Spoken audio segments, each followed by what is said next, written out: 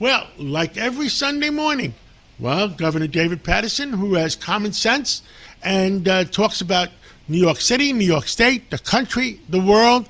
Well, Governor, give us this is Sunday morning. What do you have in mind?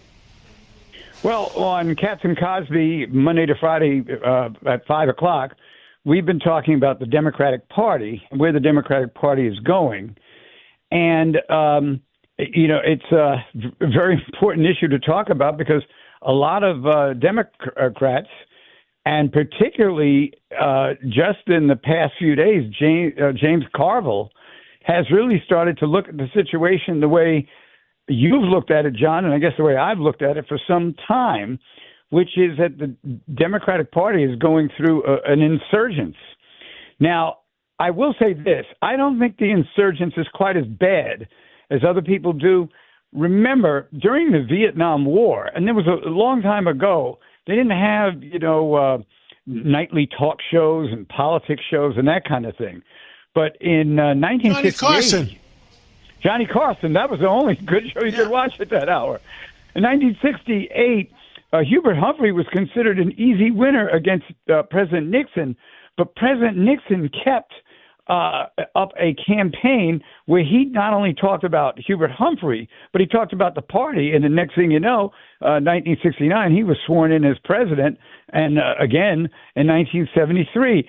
A lot of that was that the Republicans knew how to get to the weak centers of the Democratic Party. And what I'm trying to do, and a number of others, is to try to stop that so we can be more competitive in elections. Now, one thing, John, that is shocking, I saw a Pew Research poll. I didn't believe it.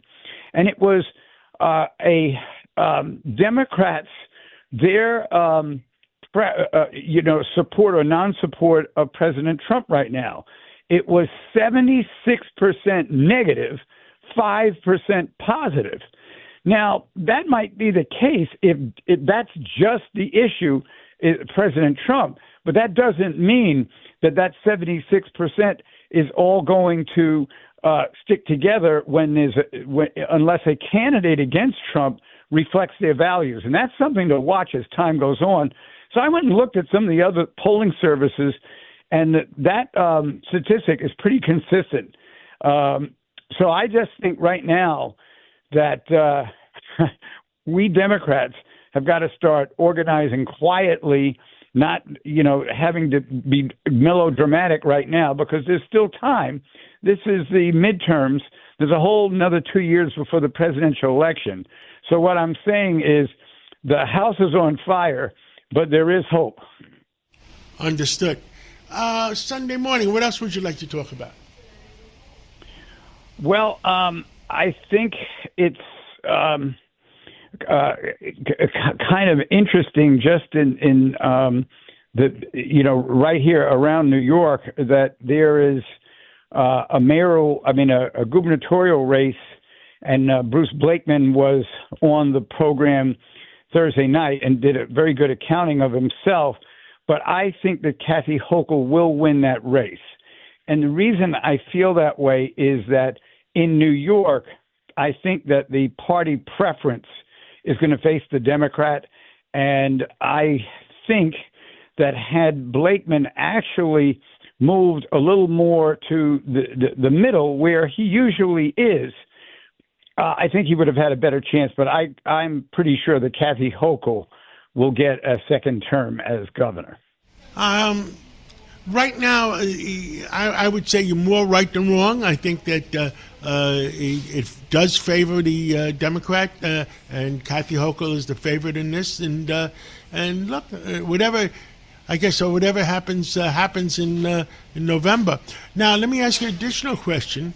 The Democratic Party believes, most Democrats, that voter ID, except for the leadership of the Democratic Party, the people that actually vote, saying, yes, it's fair that we should have voter ID. What do you think?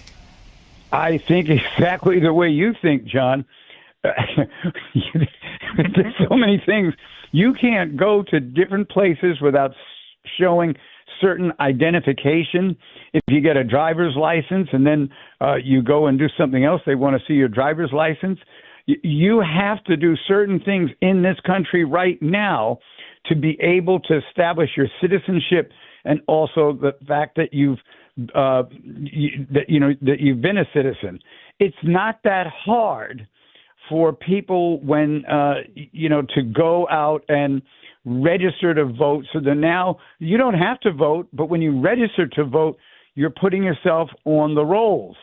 And I don't think we should be, as some people are, pretending that this is Big Brother and that this is, some George Orwellian plot against Americans. I think it's just an added protection to make sure that our elections are run properly. Now, there are some people who every time they lose an election, they claim that the election is rigged.